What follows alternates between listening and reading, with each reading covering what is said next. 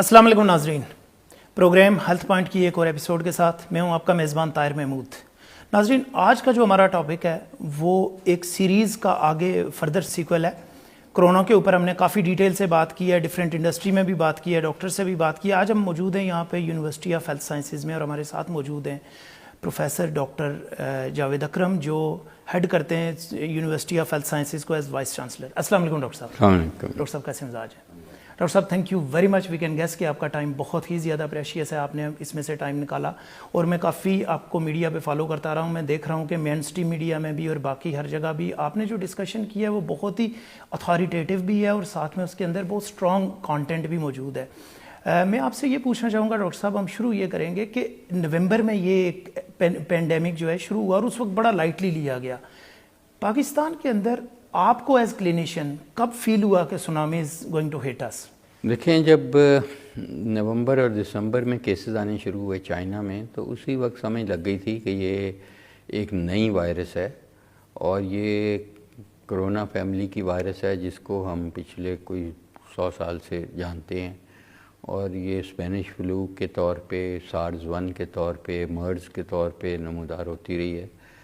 اور ظاہر ہے اس کی ہسٹری ہمارے پاس تھی کہ یہ کس طریقے سے ٹرانسمیشن ہوتی ہے، اور یہ پتہ چل گیا تھا کہ ووہان میں جو ایک آئس سرجن ہیں تھے مسٹر لی، ان کے اندر یہ پہلے سب سے انہوں نے یہ ڈسکور کی تھی، تو فاؤنڈر اس وائرس کے وہی تھے۔ اور یہ ہارشو بیٹ جو کہ چمگادڑ ہے اور جو کھائی جاتی ہے چائنا میں، بڑی ڈیلیکیسی سمجھی جاتی ہے، کیونکہ ڈیلیکیسی ہے تو اس کی فارمنگ بھی ہوتی ہے، اور اس کو فوڈ مارکیٹس میں بیچا بھی جاتا ہے۔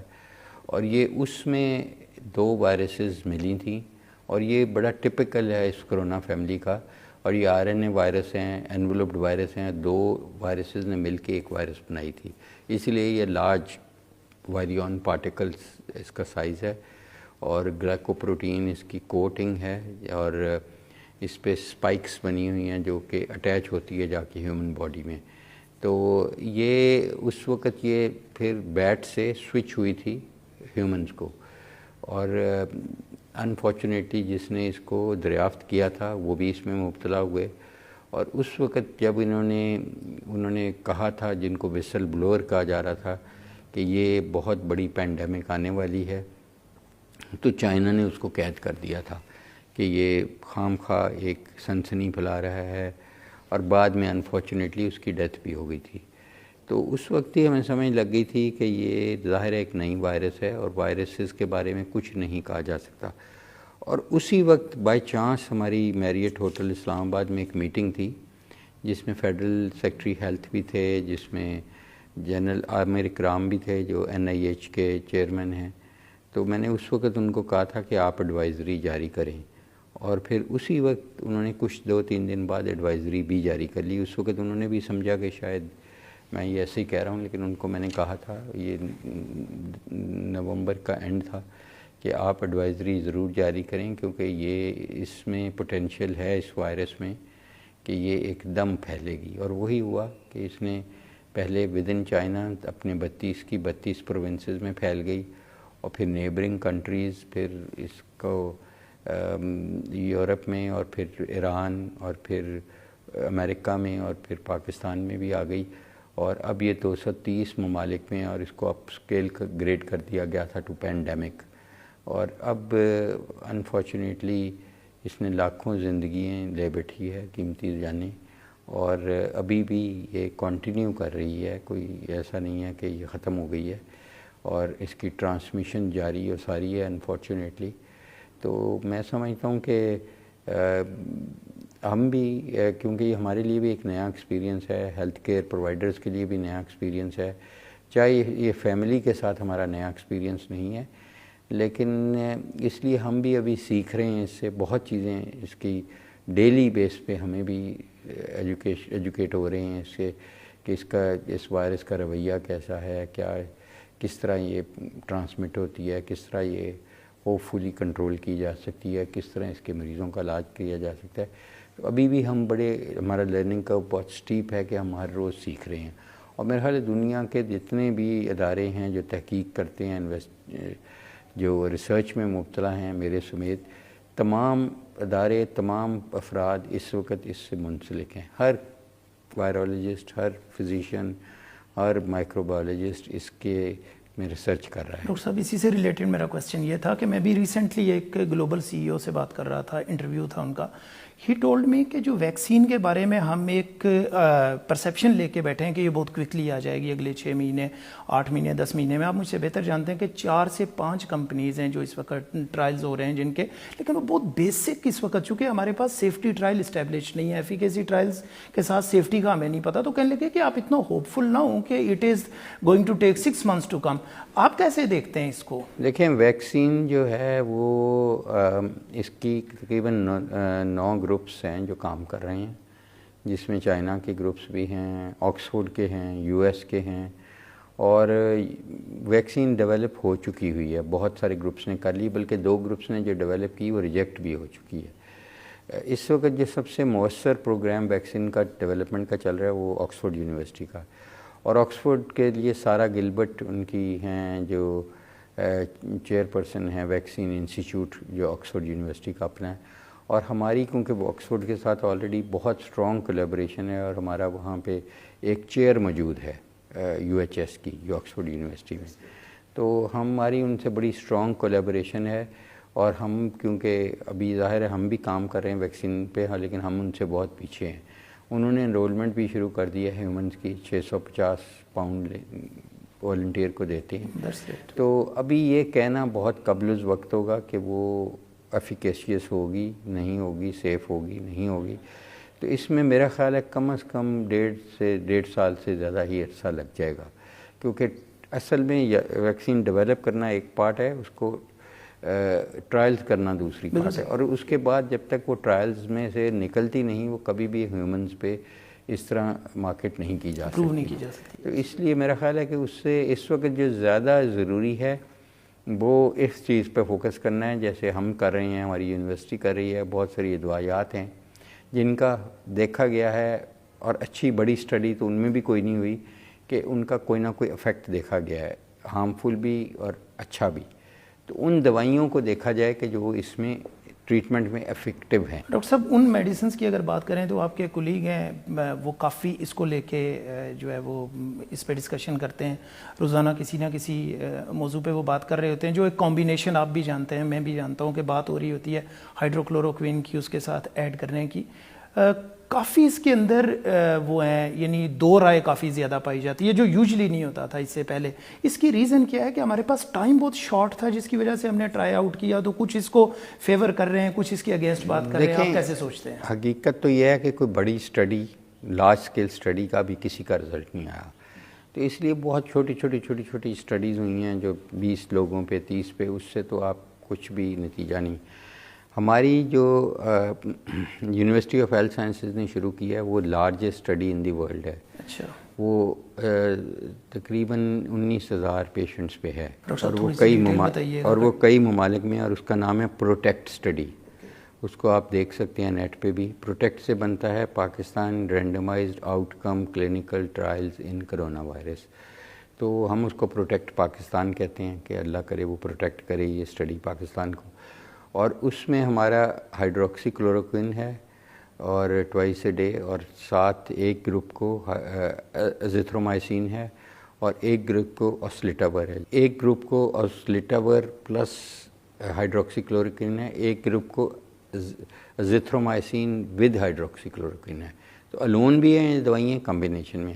اور 7واں جو گروپ ہے اس میں کچھ بھی نہیں ہے، پلیسیبو ہے، کنٹرول گروپ ہے. اور یہ تقریباً 3.5 مہینے کی اسٹڈی ہے، اور 19 جگہ پہ انرولمنٹ ہو رہی ہے، 19 ہاسپٹل میں، اور الحمدللہ کافی اچھی یہ پروگریس چل رہی ہے. لیکن ابھی ظاہر ہے اس کا کوئی جب تک کہ گراف ہم دیکھیں گے کہ سیپریٹ ہو رہے ہیں، بینیفٹ آ رہا ہے، پھر ہم اس کا انٹرم ریلیز ضرور کریں گے. کیونکہ اسٹڈی تو یہ ہو سکتا ہے 6 مہینے سے زیادہ لگ جائیں ہمیں، لیکن ہم چاہتے ہیں کہ دنیا کے فائدے کے لیے انٹرم ریلیز کر دی جائے. کیونکہ اس کو تھوڑا سا پولیٹیسائز بھی کیا گیا ہائیڈروکسی کلوروکوین کو.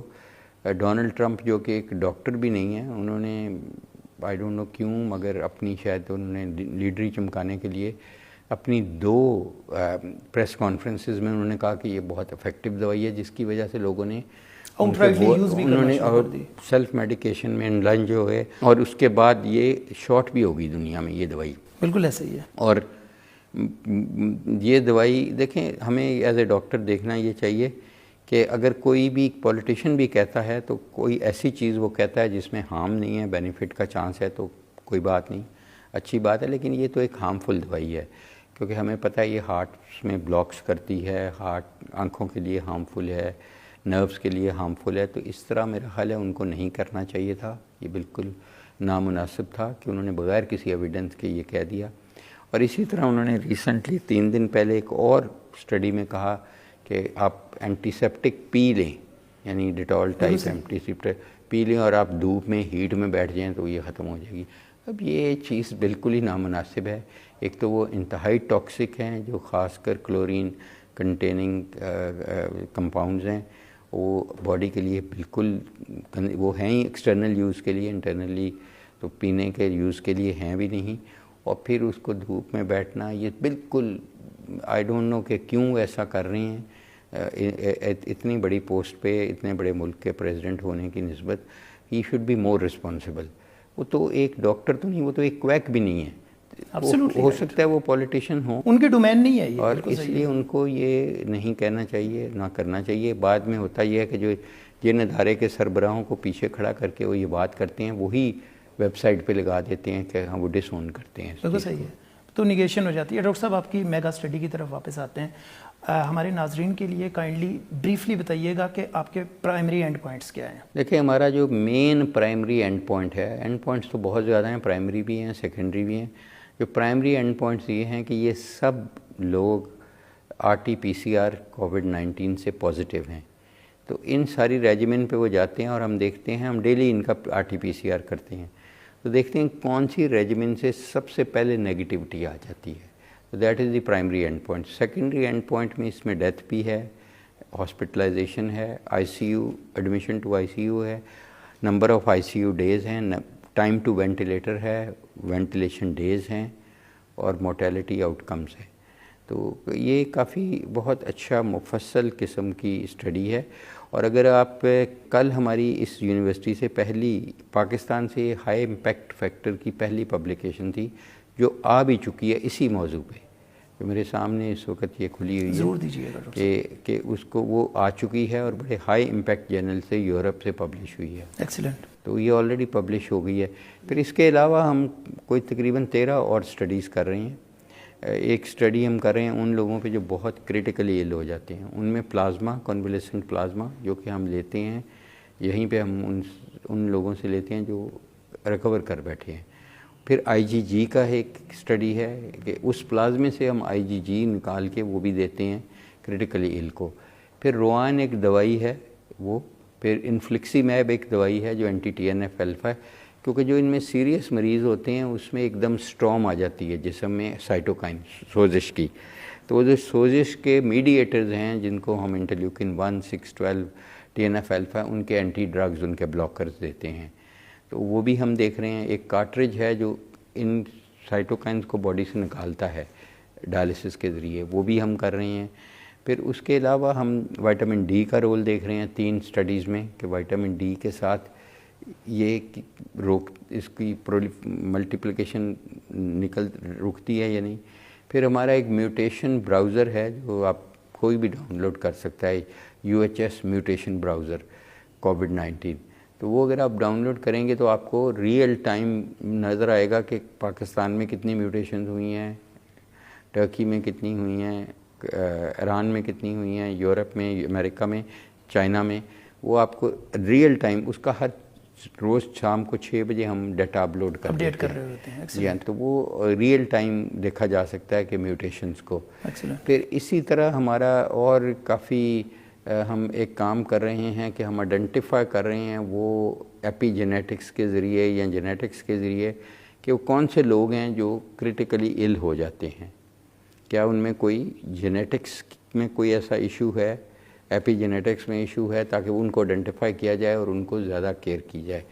اسی طرح 30% لوگ COVID-19 کے انفیکشن میں एसिम्प्टोमेटिक रहते हैं, उनको बुखार भी नहीं होता, उनको सांस की तकलीफ भी, खांसी भी नहीं, उनको पता भी नहीं होता, साइलेंट रहते हैं। तो उनमें ये साइलेंट बिल्कुल रहती है वायरस। उनको भी हम आइडेंटिफाई करने का टूल ढूंढ रहे हैं कि उनको आइडेंटिफाई किया जाए कि वो क्या उनका इम्यून सिस्टम में कुछ ऐसा मसला है कि वो मौसर किरदार अदा करता है, क्या है। तो ये सारा काम काफ़ी हम एक्टिवली कर रहे हैं और हमारे तकरीबन सारे ही डिपार्टमेंट्स बहुत एक्टिवली इसको कर रही हैं। डॉक्टर साहब, एक क्विक क्वेश्चन है जो आपने अभी बात की कि कुछ लोग साइलेंट होते हैं। कॉन्सेप्ट ये था कि ये 14 डेज़ तक शायद बॉडी के अंदर रहता है लेकिन एक्ट नहीं करता, लेकिन आपकी बात से मुझे ये लग रहा है कि कुछ ऐसे पेशेंट्स हैं कि शायद उनके अंदर डॉर्मेंट होता है या मौजूद होता है लेकिन एक्ट नहीं करता फॉर वेरी लॉन्ग पीरियड। तो क्या इज़ दैट सो, जो मैं समझाऊँ? इसी तरह उनको हम कैरियर्स कहते हैं क्योंकि वो बीमार होते ही नहीं हैं, उनको पता ही नहीं होता, इसलिए वो डॉक्टर। तो एक लॉट ये भी है? जी हाँ, और वो कंटेमिनेट करते जाते हैं सबको, क्योंकि वो ज़ाहिर है वायरस तो उनके मौजूद होते हैं और वो जिसको मिलते हैं उसको लगाते जाते हैं, और वो ज़्यादा वल्नरेबिलिटी पब्लिक के लिए ज़्यादा डेंजरस है, क्योंकि वो अपने आप को क्यों आइसोलेट करेंगे, क्यों वो अपने आप को सोशली या फिज़िकली डिस्टेंसिंग करेंगे जब उन्हें खुद पता भी पता ही नहीं है, तो उन्होंने टेस्ट भी नहीं कराएंगे, लेकिन उनमें पोटेंशियल होता है कि ये वो करते जाते हैं। और जैसे मैंने आपको शुरू पे कहा, क्योंकि एक नई वायरस है तो अभी भी हम इसका देख रहे हैं। जैसे अभी हमें रिसेंटली पता लगा कि जो आंसू हैं उनमें भी ये वायरस होती है और उनमें कई हफ्तों बल्कि महीनों हीलिंग के बाद भी रहती है। पेशाब में भी आती है, पसीने में भी आती है, सलाइवा में आती है। जब जो लोग थूक लगा के नोट गिनते हैं तो ये इस वायरस की जो ज़ाहिर है सारी वायरसेस बॉडी में तो मल्टीप्लाई करती हैं और ये भी बहुत रैपिडली मल्टीप्लाई करती है, डबलिंग टाइम इसका बड़ा कम है। लेकिन जो असल इशू है वो ये है कि ये बॉडी के बाहर सर्वाइव कर जाती है, तो दैट इज़ वेरी इंपॉर्टेंट कि सर्वाइव कर जाती है। तो उसकी वजह से जैसे हमारे टेलीफोन पे, हमारे हाथों पे, हमारे चेहरे पे, हमारी अखबार पे, हमारे नोटों पे ये कई कई घंटे बल्कि कई कई दिन ज़िंदा रह सकती है।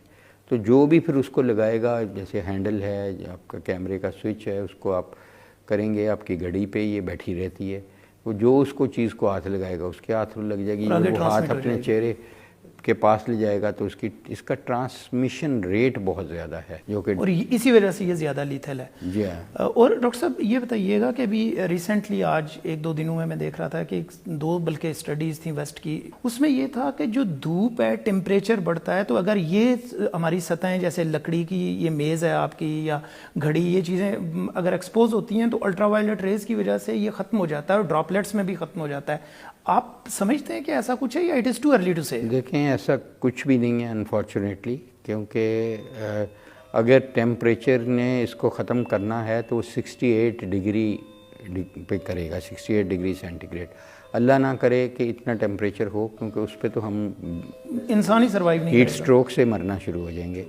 तो क्योंकि जब ये शुरू हुआ था दिसंबर में वुहान से, तो उस वक़्त ज़ाहिर है वहाँ तो विंटर था, लेकिन सदर्न हेमिस्फीयर में ऑस्ट्रेलिया, न्यूजीलैंड में उस वक़्त फुल समर था काफ़ी, और उधर भी बहुत केसेस हुए थे। फिर अभी मिडल ईस्ट में बहुत हुए हैं, मिडल ईस्ट में फुल समर है। तो इसलिए मैं समझता हूँ कि इसका कोई वो इसको कंफ्यूज किया जाता है थोड़ा सा डेंगू से। डेंगू ऐसा है क्योंकि डेंगू वेक्टर बोर्न है, ये तो डायरेक्ट ड्रॉपलेट्स या सस्पेंडेड पार्टिकल से आपके एंटर होती है। और एटमॉस्फेयर में कोई खांसता है तो ये रहती है और वो कोई और सांस लेता है तो उसमें चली जाती है। तो डेंगू में तो इस तरह डायरेक्ट ट्रांसमिशन नहीं है, वेक्टर से है, मच्छर से है, एडिस इजिप्शियाई या एल्बोपिक्टस। वो ब्रीडिंग छोड़ देता है जब मौसम गर्म होता है या बहुत ठंडा होता है। अच्छा डॉक्टर साहब, आखिरी 2 क्वेश्चन है मेरा। पहला ये है कि ये बताइएगा, पाकिस्तान में आप पहले दिन से इसको बहुत विजिलेंटली देख रहे हैं, आपने खुद ही बताया कि आपके इनपुट्स की वजह से कई मतलब उन्होंने वो डिसीजंस क्विकली लिए जिसमें शायद हम थोड़ा सा लेट हो जाते। तो ये बताइएगा डॉक्टर साहब, कर्व को कब तक फ्लैट होता हुआ देख रहे हैं आप? ये बहुत मुश्किल सवाल है और मेरा ख्याल है कोई भी साइंसदान इसका जवाब नहीं दे सकता। अल्लाह ताला तो ज़रूर दे सकते हैं, क्योंकि अल्लाह की मर्ज़ी के बगैर ना ये वायरस आई है ना जाएगी।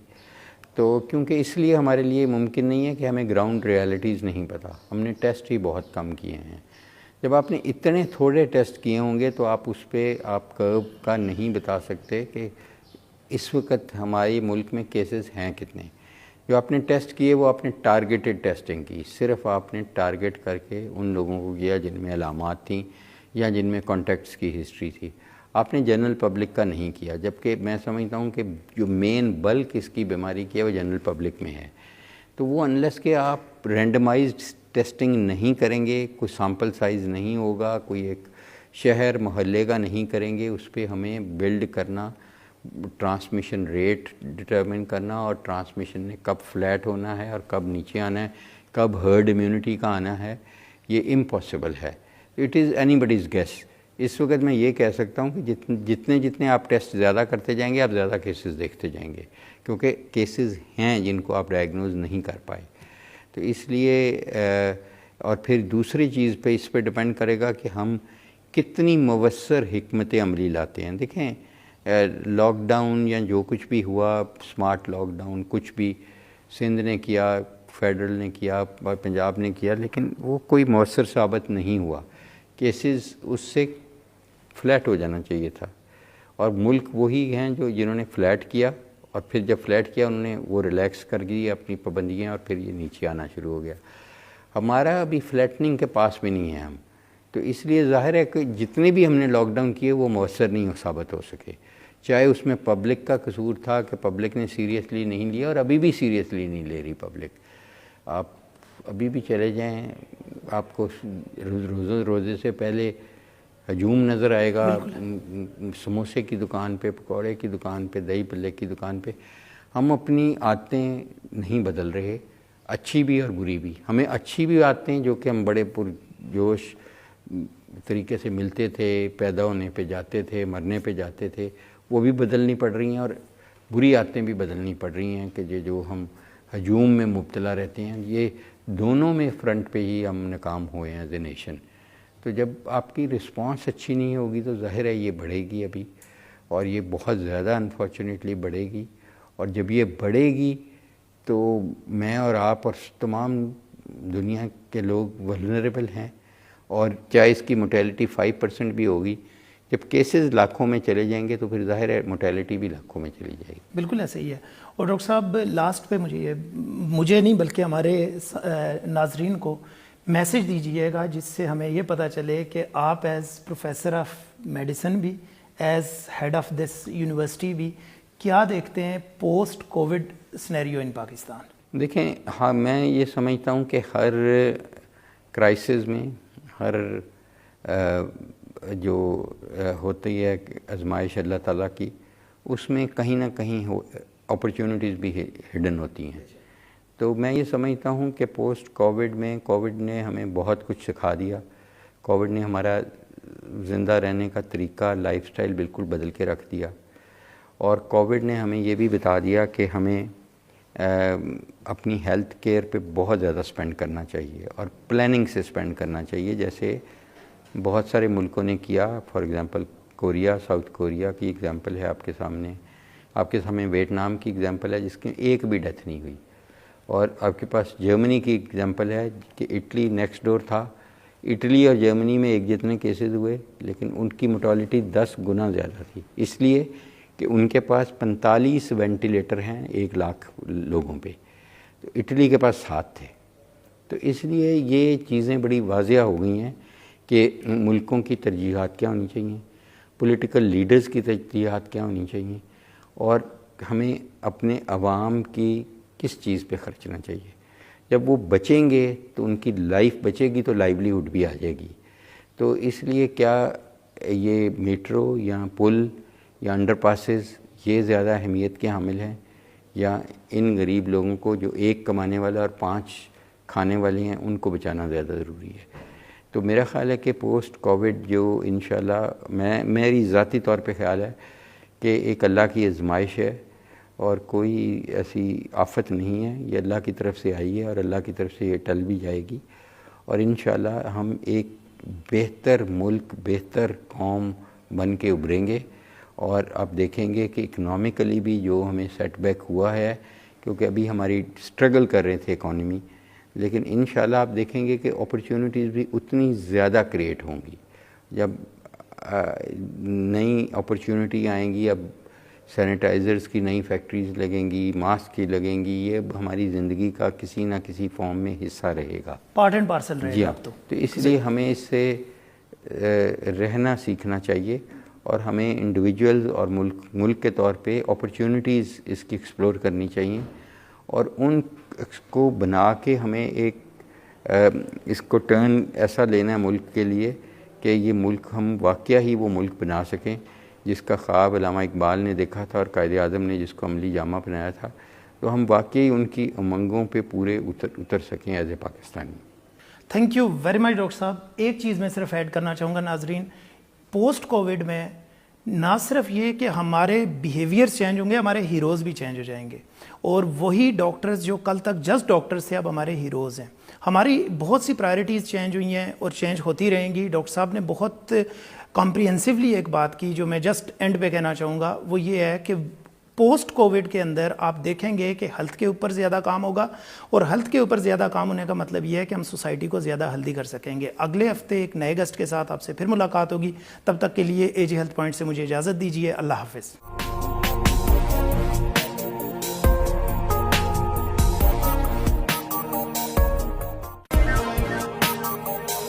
میں ہوں طاہر محمود اور آپ کے لیے لے کر آ رہا ہوں پروگرام اے جے ہیلتھ پوائنٹ۔ اس میں ہم بات کریں گے پاکستان میں ہیلتھ کیئر سیکٹر کی امپروومنٹ کی۔ ہم آپ کی بات کروائیں گے ہیلتھ سیکٹر کے کی سٹیک ہولڈر سے، patients, doctors, pharmacies, pharmaceutical companies, drug regulators and government officials. تو دیکھتے رہیے اے جے ہیلتھ پوائنٹ۔